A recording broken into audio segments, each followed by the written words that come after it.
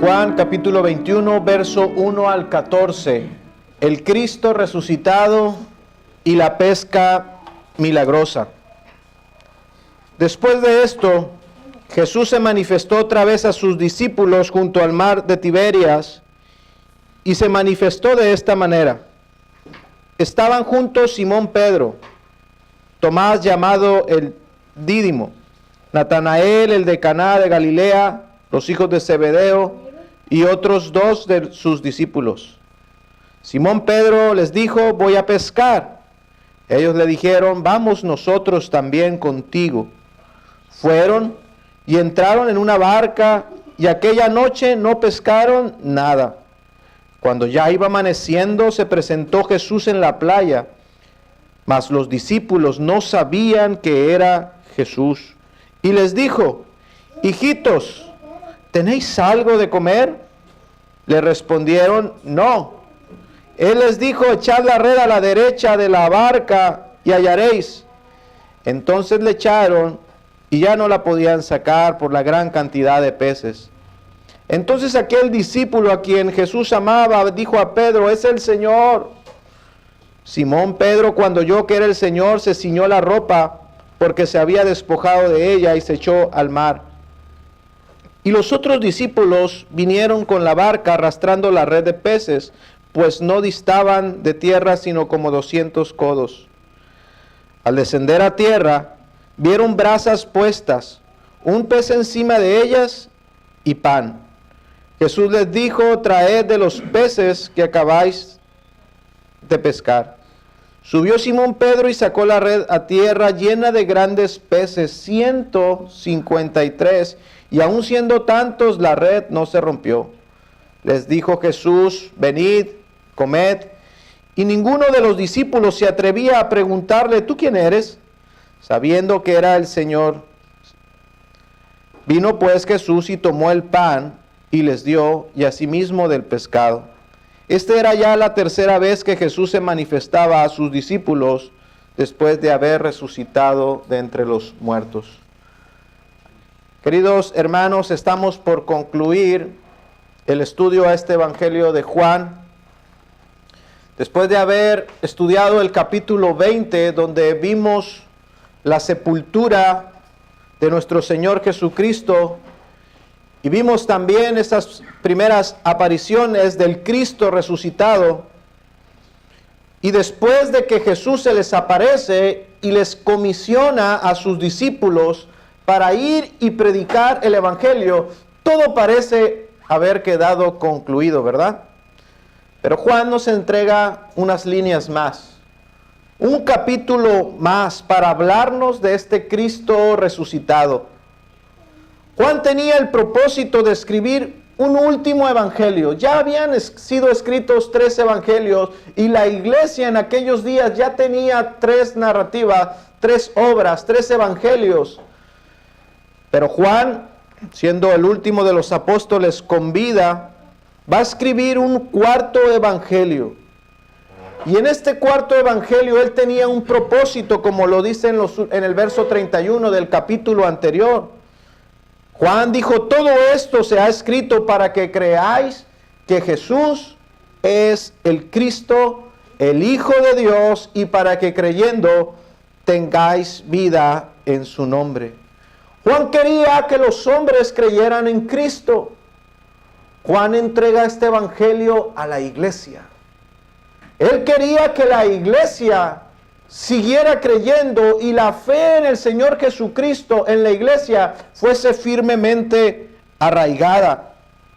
En aquellos días las iglesias, hermanos, de Asia Menor estaban sufriendo el ataque de un hombre perverso llamado Cerinto, un hereje, un hombre opositor al evangelio verdadero. Las herejías de Cerinto, de este hombre, hermanos, eran un gran peligro para la iglesia. La iglesia estaba siendo asediada por Satanás. Satanás siempre ha tenido esta clase de hombres que asedian a la iglesia con mentiras, con herejías, para corromperla y desviarla del evangelio. Este hombre Cerinto fue un contemporáneo de Juan. Y existen muchas anécdotas acerca de este hombre. Quizá la más conocida sea aquella que Juan y Cerinto se encuentran en un baño público. Y Juan, estando en ese baño público, los baños no son como los de ahora, en ese lugar donde estaban todos ahí los hombres, entra Cerinto y Juan, al verlo llegar, se pone de pie y sale corriendo y dice: huyan todos, porque un rayo puede caer en este momento, puede destruir, porque el hereje de Cerinto ha entrado. Este hombre, que fue contemporáneo de Juan, hermanos, fue educado con la sabiduría de los egipcios. Él era un gnóstico, tenía sabiduría de gnosticismo, y supuestamente se convierte al cristianismo, pero corrompe la enseñanza del evangelio con todas sus ideas gnósticas, místicas. Así, hermanos, este hombre afirmaba tener inspiración como los apóstoles. Pero más aún, este hombre decía que tenía comunicación y que los mismos ángeles de Dios venían y le hablaban. Así, hermanos, introdujo una herejía en la iglesia, donde él comenzó a enseñar que el Jesús humano era distinto del Cristo divino. Es decir, que había una dualidad, que eran distintos, que eran dos. Él empezó a enseñar que el Jesús humano era un hombre normal, que era verdaderamente hijo de José. Es decir, que no fue concebido por el Espíritu Santo, sino que José naturalmente era padre de Jesús. Él hablaba de un Jesús humano, totalmente humano, y de un Cristo divino que descendió sobre el Jesús humano en el momento del bautismo de Jesús. El Jesús humano está siendo bautizado y el Cristo divino desciende sobre el Jesús humano y se funden. Pero el Cristo divino, el que descendió del cielo sobre el Jesús humano, cuando Jesús muere en la cruz, el Cristo divino se va al cielo y el Jesús humano a la tumba. Y en alguna parte que él no sabe explicar, él afirmaba que el cuerpo del Jesús humano estaba aquí en la tierra y que iba a resucitar ese cuerpo del Jesús humano en el día final, junto con todos los demás santos. Esto, hermanos, estaba corriendo por la iglesia en aquellos días. Pero vemos nosotros, hermano, cómo en este cuarto evangelio que escribe Juan, se nos están entregando palabras de Jesús y los hechos de Jesús que pueden contrarrestar esta mentira de Cerinto. Todo lo que Juan nos expresa aquí son las palabras y los hechos del Señor Jesucristo, capaces de destruir esa herejía. Juan fue el que nos dijo, iniciando su evangelio, que Jesucristo es el Verbo de Dios, que Él es el Dios encarnado, y cuando habla de su muerte, encarga de dejar bien en claro de que Cristo resucitó corporalmente, como dice la Escritura. Vaya a la Escritura, libro de Hechos, capítulo 1, verso 3. Hechos, capítulo 1, siguiente página. Verso 3. A quien también, dice la Escritura, después de haber padecido, se presentó vivo.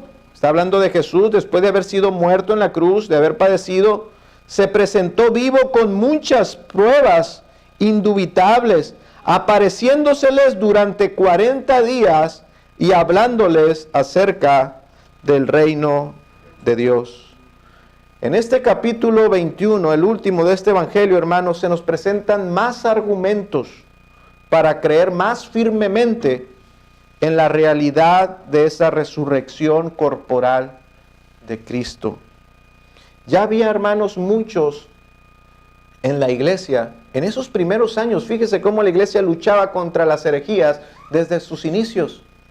En esos primeros años, hermanos, ya había muchos en la iglesia que decían que las apariciones que Cristo hizo no eran más que visiones de los discípulos. Algunos dentro de la iglesia misma afirmaban que el testimonio apostólico se trataba del testimonio de las alucinaciones que tuvieron los apóstoles. Pero hermanos, vemos nosotros cómo el testimonio apostólico, el testimonio que dan los apóstoles, nos deja ver claramente una resurrección corporal de Cristo. No era una visión. El Cristo que está descrito por los apóstoles, por los testigos, no es acerca de un ser incorpóreo, de una visión, de una alucinación. No es descrito Jesús como un fantasma. Vemos, hermanos, que Cristo está siendo testificado por Juan y por los demás apóstoles como una persona real. ¿Recuerdan? La semana pasada se insistió en que la tumba estaba vacía. ¿Dónde está su cuerpo? Está frente a sus discípulos mostrando las señales. Se insiste en una tumba vacía, se insiste en un cuerpo real que muestra las señales de su muerte en sus manos, en sus pies, en su costado. Así, hermanos, el testimonio apostólico era muy distinto a lo que Cerinto decía. Vayamos a la carta que Juan escribe, no el Evangelio, sino la primera carta, y veamos el testimonio apostólico. Primera de Juan, capítulo 1, verso 1.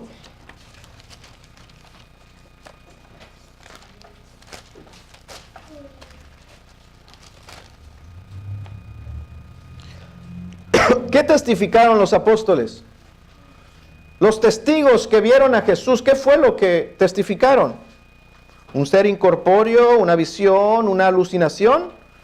El testimonio apostólico era hermanos, lo que era desde el principio, el que era eterno, el que era espíritu. Ese se hizo hombre, hermanos. Y fíjese cómo dice, lo que hemos oído, lo que hemos visto con nuestros ojos, lo que hemos contemplado y palparon nuestras manos tocante ¿qué? Al verbo de vida. Porque la vida fue manifestada y la hemos ¿qué? Visto y testificamos y os anunciamos la vida eterna, la cual estaba con el Padre, pero se nos manifestó. Se nos manifestó en carne, hermanos. Se nos manifestó en carne. El que estaba con el Padre, el Eterno, se nos manifestó entre nosotros de una manera corporal. Le oímos, todos nuestros sentidos pueden dar testimonio de lo que estamos diciendo. Así, hermanos, el testimonio apostólico es presentar a un Cristo vivo corporalmente. Un Cristo que murió verdaderamente, que su cuerpo sangró sangre verdadera para el perdón de nuestros pecados. Ellos testifican sobre una resurrección corporal, no una resurrección mística, una resurrección abstracta, una resurrección metafísica, como afirmaba Cerinto, y todavía algunos así lo creen. Estos hombres, hermanos, estos apóstoles dan testimonio diciendo que todos sus sentidos avalan lo que ellos están diciendo, lo que escucharon, lo que vieron, ¿con qué? Con sus ojos. Y luego dice lo que contemplaron. Eso quiere decir lo que detalladamente y por un tiempo prolongado pudimos observar. O sea, no fue así como que algo, como que un flachazo. No, detalladamente nosotros pudimos observar y concluir todo lo que les estamos diciendo. Lo que palparon además nuestras manos. Nunca, hermanos, Cristo fue presentado con un cuerpo incorpóreo, como un fantasma, como una visión. El Hijo Eterno de Dios, dice la Escritura, se hizo hombre. Y con ese cuerpo de hombre fue a la cruz. Así también, hermanos, en la resurrección es importante que usted entienda esto. Él resucitó corporalmente, con un cuerpo glorificado, pero al fin y al cabo, con un cuerpo. No hay un cuerpo de Jesús en esta vida, en esta tierra ahora. No hay restos de aquel Jesús. Su cuerpo fue glorificado y Él está a la diestra del Padre en este momento, hermanos. Ahora sí veamos, hermanos, entonces el testimonio que Juan da en este último capítulo. Juan capítulo 21, verso 1 dice: después de esto Jesús se manifestó otra vez a sus discípulos. Según la cronología de los 4 evangelios, hermano, esta sería la 7ª ocasión en que Jesús se les aparece a sus discípulos. Dice, después de esto, Jesús se manifestó otra vez. Primero se manifestó a María Magdalena, ¿recuerdan? Eso sí lo dice Juan. Pero según Mateo, después se apareció a un grupo de mujeres, y después se aparece a Cleofas y a otra persona y a su compañero, y después se le aparece a Simón, y después se aparece el domingo a los discípulos cuando no estaba Tomás, y después se aparece el siguiente domingo a los discípulos ya estando Tomás presente, y ahora se aparece en el mar de Tiberias, es decir, en el mar de Galilea, a estos 7 discípulos. Ahora, hermanos, estos hombres, para adentrarnos en este pasaje, estos hombres estaban en ese lugar por una razón. Y sé que quizás ustedes hayan escuchado algo distinto. Estos hombres estaban aquí no porque estuviesen huyendo y no porque estuviesen volviendo a su antigua vida de pescadores. Estos hombres estaban en este lugar, hermanos, porque Jesús les había dicho, les prometió encontrarse con ellos en este lugar. Según Mateo capítulo 28 y Marcos capítulo 16, les había prometido que se encontrarían con ellos allí. Bien, hermanos, entonces teniendo este entendimiento del por qué estaban allí, vemos que Pedro, en un momento durante la noche, les dice a los demás, voy a pescar. Y vemos cómo los demás discípulos le contestan, le dicen, pues vamos nosotros también contigo. Y fueron y entraron, dice, en una barca. Así que, hermanos, primero, habiendo dicho que es justo pensar que no estaban ahí queriendo volverse a su antigua vida, olvidándose de sus deberes y pensando que algunos han enseñado este texto diciendo ellos habían renunciado a su fe, ellos estaban volviendo atrás, ellos estaban volviendo a su antigua profesión. No, estaban aquí porque Jesús les había prometido verse con ellos y estaban esperando. Y llegada la noche, pues Pedro dice, voy a ir a pescar. Ellos no estaban siendo perezosos. Pedro dice, yo sé pescar, hace hambre, aquí está el mar, pues voy a pescar. Los demás le dicen a Pedro, pues nosotros vamos contigo. Algunos de ellos también eran pescadores de profesión. Aquí vemos cómo Pedro, hermano, sigue siendo el líder del grupo, ¿se da cuenta? A pesar de que había negado al Señor, Pedro siempre fue el líder del grupo. Y cuando él dice voy a pescar, los otros simplemente les siguen reconociendo ese liderazgo. Así es que, hermanos, ellos se ocupan en algo. Si aún no iban a salir a predicar, era un tiempo de buscar el sustento. Ellos tenían necesidad de alimento. Ahí está el mar, ahí están los peces, y ellos eran pescadores.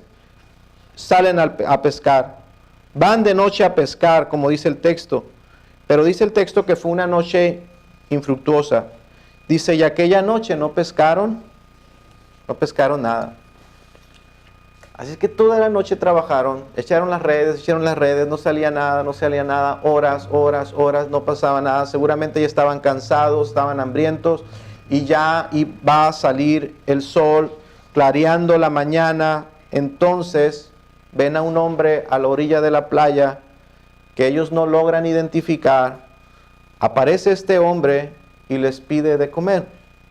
Les dice, hijitos, ¿tenéis algo de comer? Y ellos le respondieron no. Fíjese cómo ellos tuvieron que reconocer. Ellos tuvieron que reconocer que no habían podido pescar un solo pez durante toda la noche, a pesar de todo su esfuerzo, toda su habilidad, todo su conocimiento, su experiencia, y no pudieron pescar un solo pez. Ve el verso 6, entonces aquel hombre les dijo, echad la red a la derecha de la barca y hallaréis.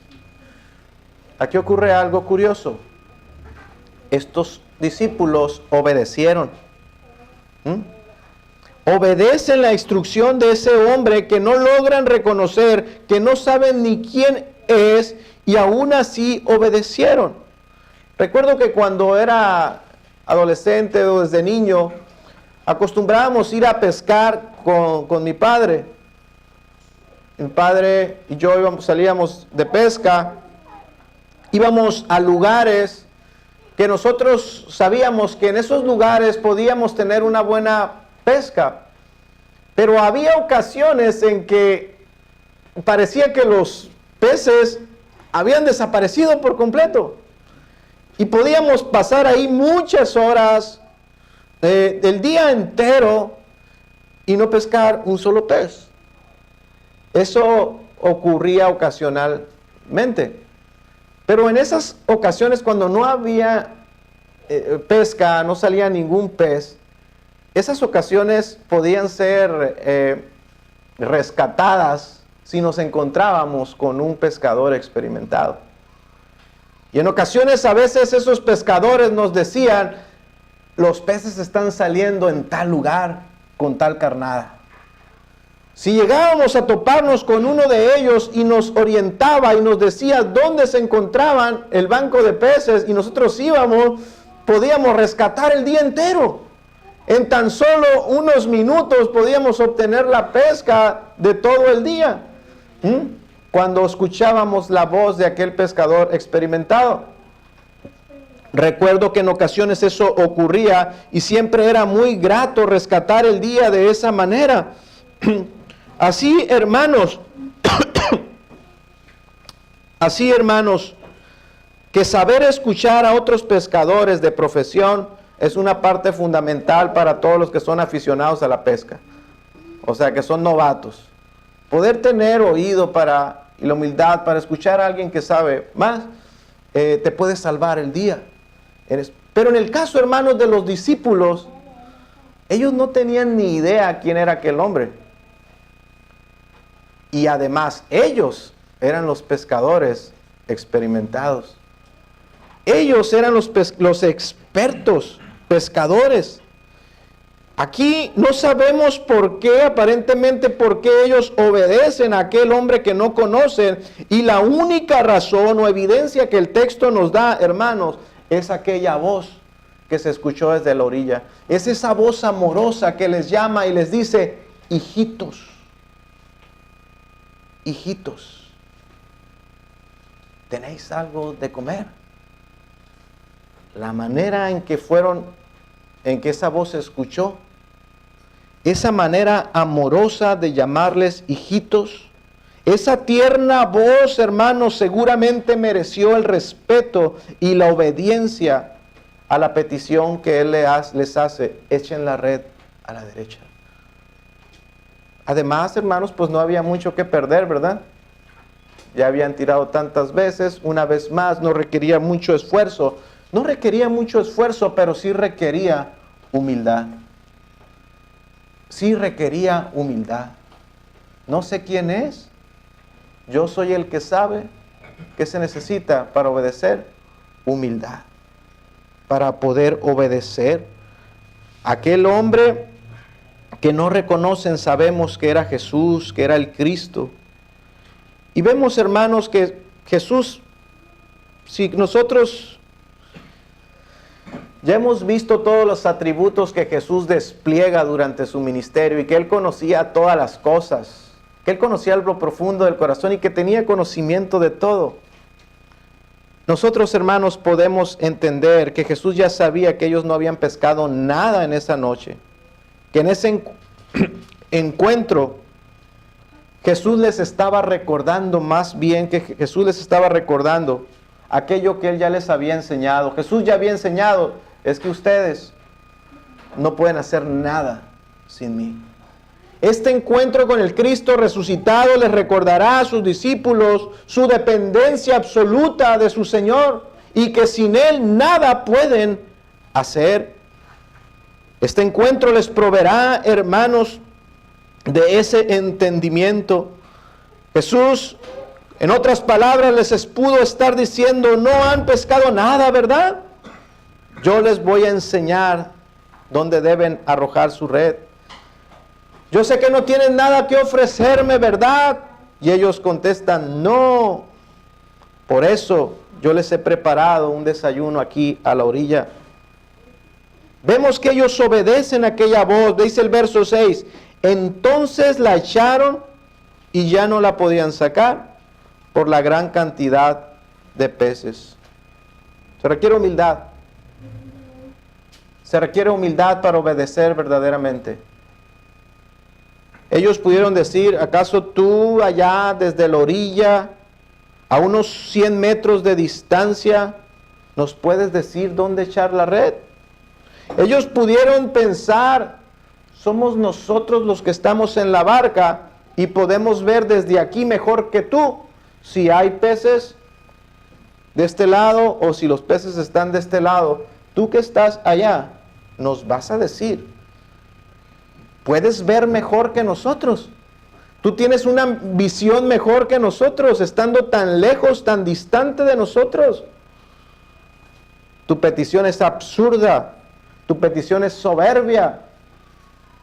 ¿Cómo piensas que sabes más que nosotros cuando estás tan lejos? Ellos pudieron decir, nosotros sabemos lo que estamos haciendo, como lo hacen muchas veces los discípulos, hoy en día también. Pero dice la Biblia que esto no fue así. Después de escuchar esa voz amorosa y firme, no objetaron nada, hermanos, sino que obedecieron con prontitud y echaron la red. Y entonces el milagro ocurrió.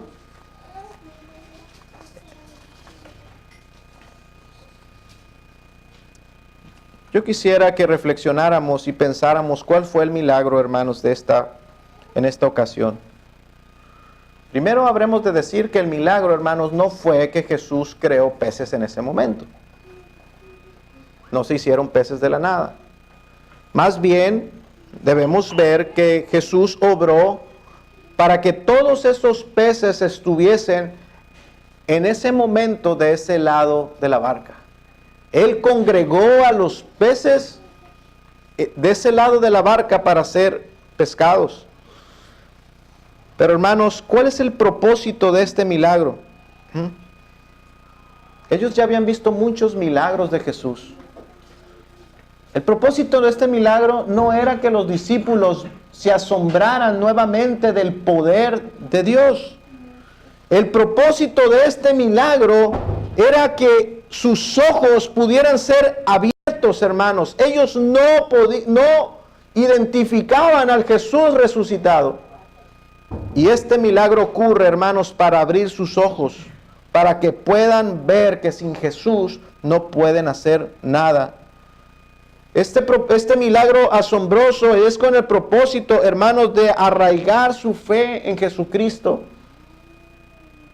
y de seguir fortaleciéndolos. Pero aquí ocurre algo curioso. Vea el verso 7. Juan le dice a Pedro, es el Señor. Es el Señor, Pedro. Tenemos aquí a dos discípulos. Uno que es primero en actuar y otro que es primero en entender. Pedro es el primero en actuar. Pedro es el impetuoso, el que actúa primero. Pero Juan quizás no actúe tan rápido, tan impulsivamente, pero Juan siempre es el primero en entender. Pedro no entendía quién era aquel que hablaba, pero Juan, ¿sí? Juan entendió primero y le dice a Pedro, Pedro es el Señor. Estos dos discípulos se complementan muy bien, hermanos. Si Pedro acciona primero, Juan es el primero que entiende. Si Juan entiende primero, Pedro es el primero que va a accionar y se avienta al agua. Ah, sí, tú entendiste primero, pero yo voy a accionar primero. Juan entendió primero, pero ¿quién fue el primero que se aventó al agua? Se complementan. Se complementan. Pedro, el impetuoso, se tira primero al agua. Esto, hermano, nos permite ver que en los discípulos, que en la iglesia del Señor, no todos somos iguales. No todos somos iguales. Unos accionan primero, pero otros entienden primero y otros entienden después. Pero aquellos que entienden primero les cuesta más trabajo llevar esas cosas que entienden a la práctica. Y algunos practican y después van entendiendo. Pero todo eso, hermano, enriquece al cuerpo de Cristo. Vemos, hermanos, este complemento entre estos dos discípulos. Y debemos ver cómo nosotros nos complementamos unos a otros. Y es bueno siempre estar unidos y edificarnos unos a otros. Simón Pedro dice, cuando oyó que era el Señor, se ciñó la ropa porque se había despojado de ella y se echó a la mar. Pedro estaba pescando desnudo. Pero cuando le dicen, es el Señor, se viste. Uno piensa, pues no es más fácil nadar sin ropa y llegar a la orilla. Imagínense ponerse las ropas de aquellos tiempos y tratar de nadar. Es más difícil, pero en aquellos días el saludar a otra persona para los judíos era un acto religioso, era un acto espiritual, es un acto religioso.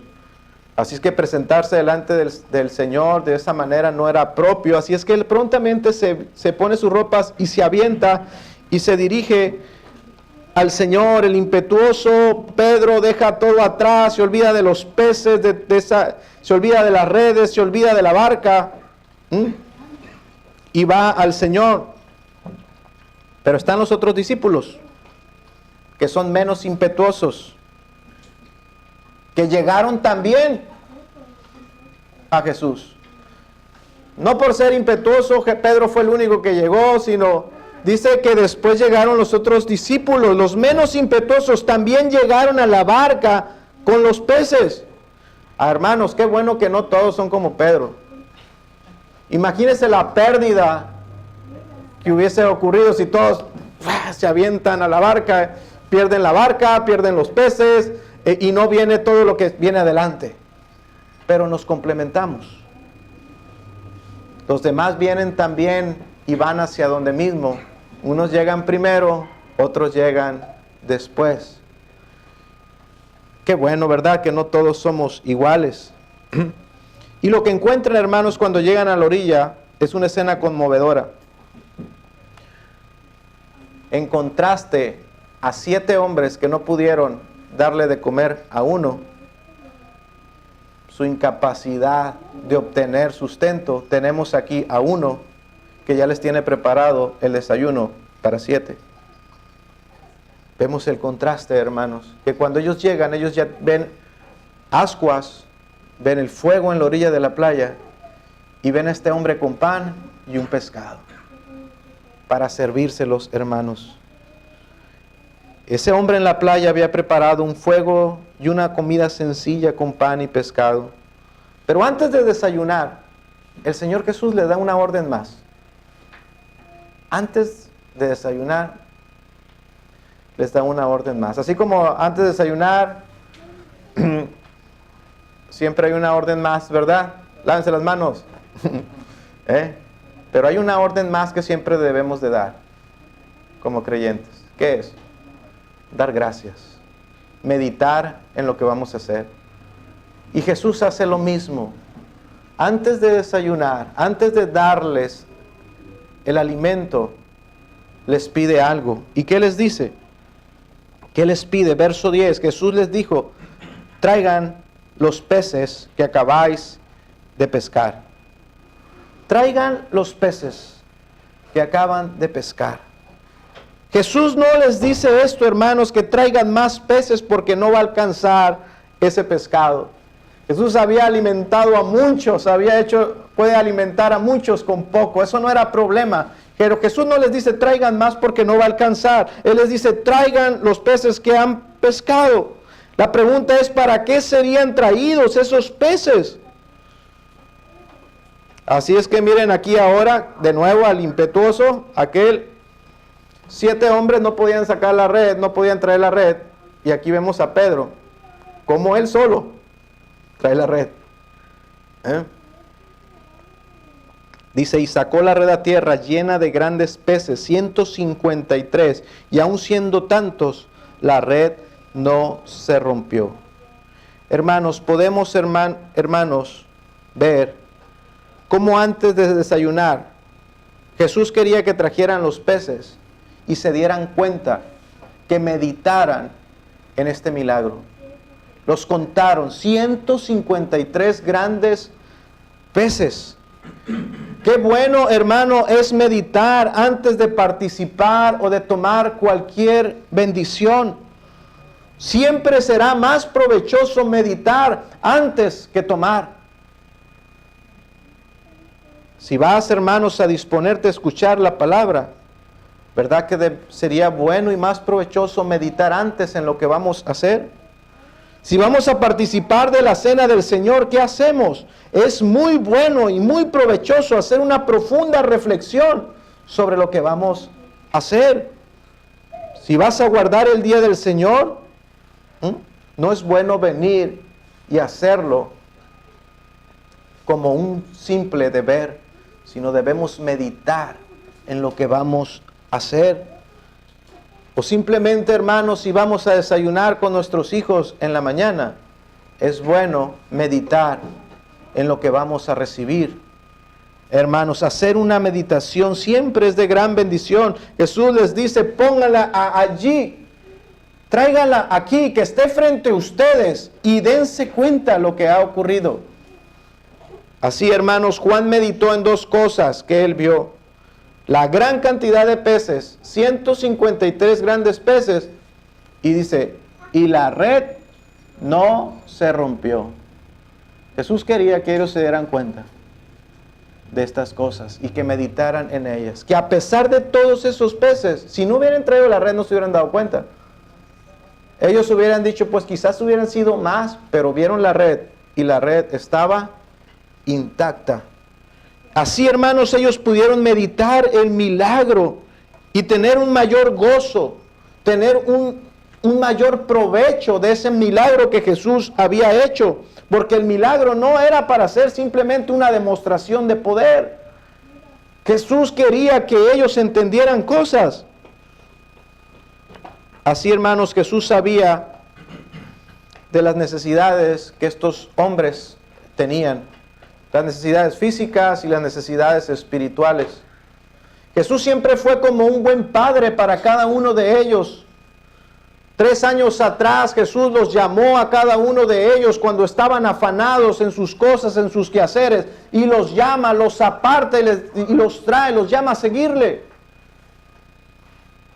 Y desde entonces el Señor proveyó tanto para las necesidades físicas de ellos como las necesidades espirituales.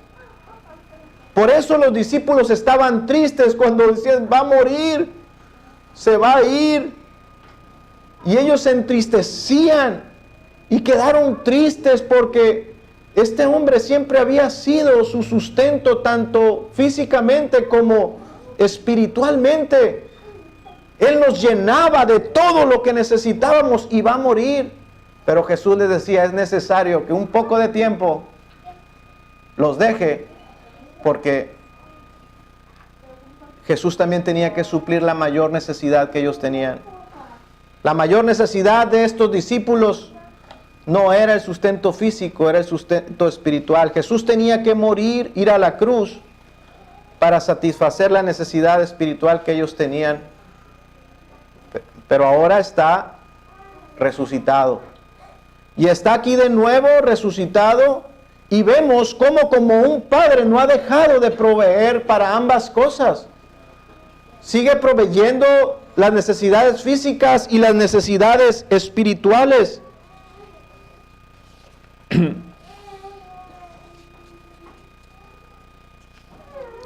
Verso 13 dice que estaban allí y Él les sirve este desayuno.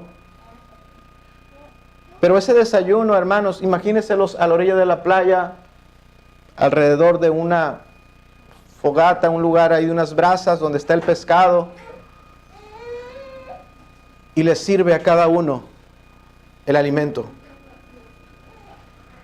Nosotros debemos apreciar en ese momento, hermanos, que Jesús no solamente estaba satisfaciendo sus estómagos.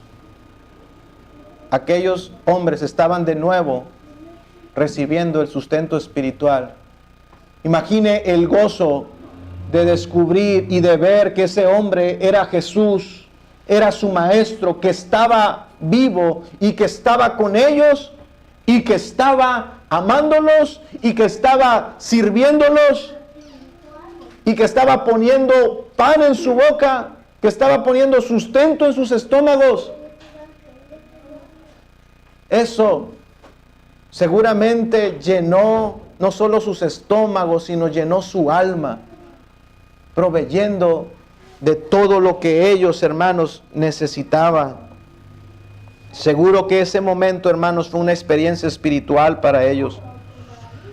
Hermanos, podemos estar seguros de que el Cristo resucitado tiene el poder, y no solamente el poder, tiene el querer de suplir todo lo que necesitamos, hermanos, tanto física como espiritualmente, para la gloria de Dios. Ahora, hermanos, esto debe de tener implicaciones para la iglesia el día de hoy. ¿Recuerdan a Pedro? Cuando él fue llamado, Pedro estaba pescando. Pedro estaba pescando, estaba afanado en sus quehaceres, y el Señor le llama a Pedro y le dice: sígueme, que te voy a hacer pescador de hombres. Hermanos, nosotros, todo discípulo tiene el mismo llamado a ser un pescador de almas.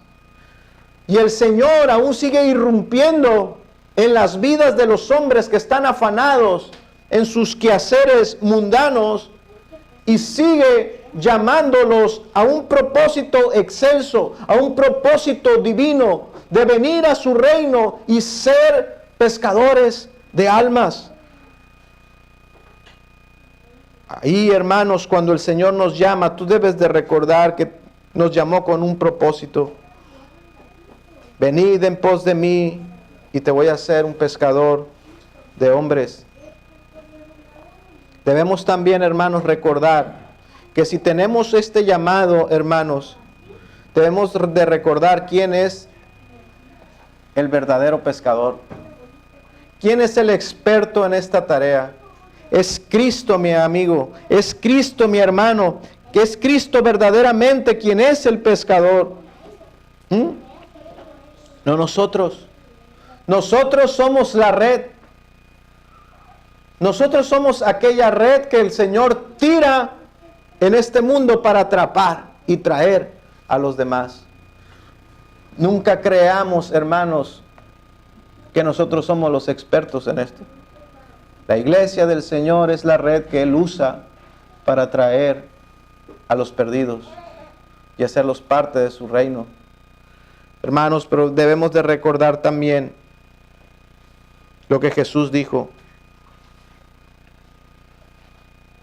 Debemos de recordar que el que es verdaderamente de Cristo, hermanos, Jesús dijo: ya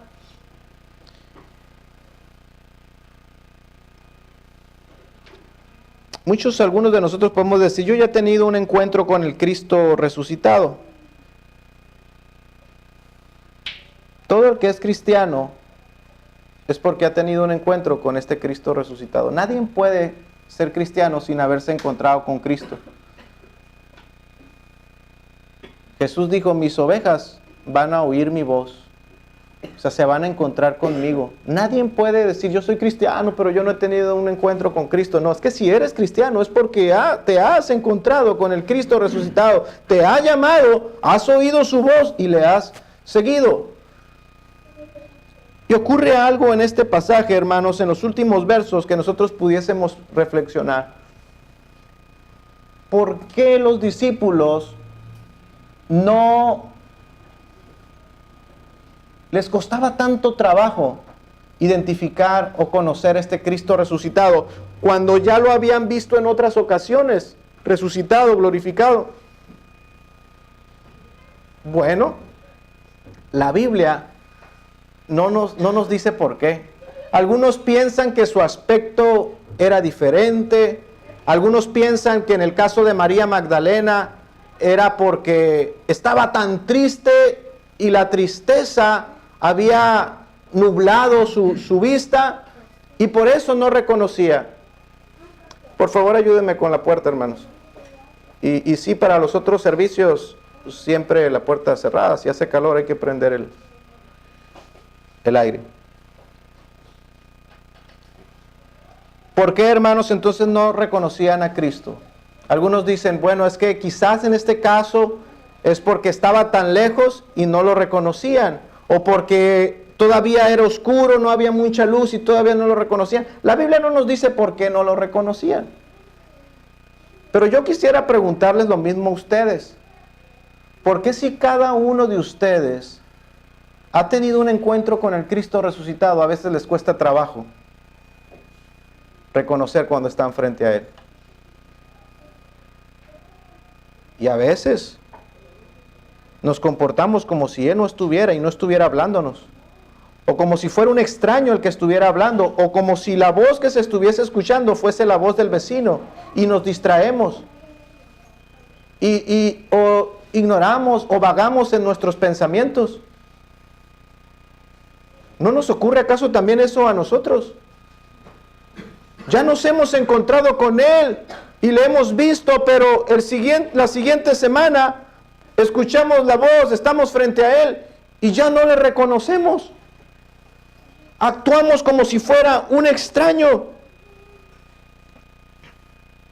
¿Por qué, hermanos, luego de conocer a Jesús, muchos hermanos siguen afanados en sus antiguas vidas e ignoran lo que Jesús les está pidiendo? ¿Por qué muchos siguen en sus mismas costumbres? ¿Por qué muchos discípulos, después de que han encontrado y se han encontrado con el Cristo resucitado, trabajan y solo obtienen un pan de dolores? ¿Por qué? Si aquella voz les está llamando y les está dando una instrucción para que tengan fruto en lo que hacen. Bien, hermanos, a nosotros también nos cuesta trabajo identificar al Cristo resucitado.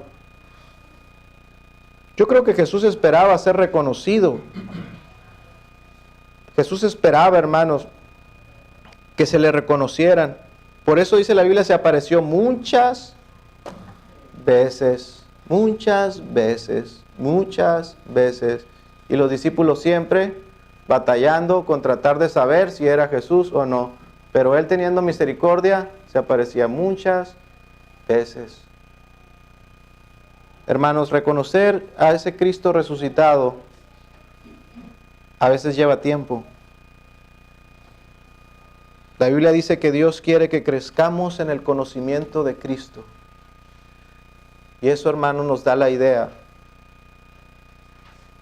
de que se nos nubla la vista constantemente. Constantemente. Dios sabe que al cristiano la vista se le nubla. Y Dios quiere que crezcas en el conocimiento de Cristo. Y Él te expone a los medios de gracia para que tú vayas creciendo en ese conocimiento. Y se espera con esos encuentros con el Cristo resucitado, con los medios de gracia, con la palabra, con las ordenanzas. Se espera que tú vayas progresando y creciendo y que vayas identificando cada vez más a tu Señor. Se espera, hermanos, que cada encuentro con su voz, con la palabra, la obedezcas. Se espera, hermanos, que se vaya aclarando tu visión, que poco a poco vayas entendiendo más y mejor el propósito, la misión que se te ha dado en esta tierra. Se espera, hermanos, que cada vez que te encuentres con la palabra del Señor, sean menos tus afectos, hermanos. Sean menos tus afectos por este mundo y por esta vida temporal. Se espera, hermanos, que entiendas mejor cada vez mejor, que en la vida sin Cristo no es provechosa. Que sin Cristo no vas a poder hacer nada. Yo espero que recuerdes que eres un pescador de almas. En esta mañana, hermanos, yo quiero que recuerdes eso. Que recuerdes y que seas humilde y que te veas a ti como un instrumento de Dios para servirle a Dios. Y que también encuentres consuelo y que medites en lo que ocurrió. Dice la Biblia, dice el texto que leímos, que la red no se rompió. Y eso debe de ser de gran consuelo para nosotros. Que a pesar de toda la carga que tenemos, el Señor puede usarnos para traer a las almas. Para Juan fue un milagro que la red no se rompiera. Y es la obra de Dios, hermanos, quien nos mantiene. Es el poder de Dios quien nos hace perseverar hasta el final y mantenernos intactos hasta el final, hermanos. A pesar de nuestras debilidades, el Señor nos usa y quiere usarnos. Quiere usarnos para traer las almas. Dice 153 peces. En aquellos días eran las especies que se conocían, la cantidad de distintas especies de peces que se conocían. Ellos pudieron reflexionar que, como dice la Escritura, que en el reino de Dios habrá gente de toda lengua, toda tribu, de toda nación. Y también, hermanos, podemos encontrar consuelo cuando salimos a trabajar y predicar el Evangelio y dicen, no, nadie se convierte. Bien, el Señor sabe dónde está. El Señor sabe dónde está cada uno de los elegidos. Nosotros debemos de tirar la red. El Señor sabe dónde están y Él los va a congregar, hermanos.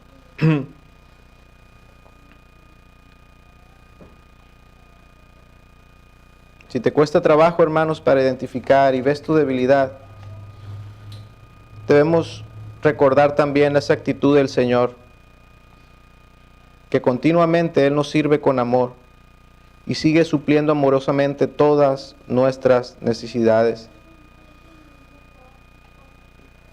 Y debemos ser conmovidos por la obra de Cristo cada vez que Él nos habla. Hermanos, Él prometió su presencia cuando la iglesia se reuniera y nos ofrece estos medios de gracia. El propósito no solamente es hacerlos externamente, sino que seamos alimentados verdaderamente espiritualmente, hermanos. Esa es una gracia del Señor. Y la reciben aquellos que están preparados para esto. Amén. Vamos a dar gracias.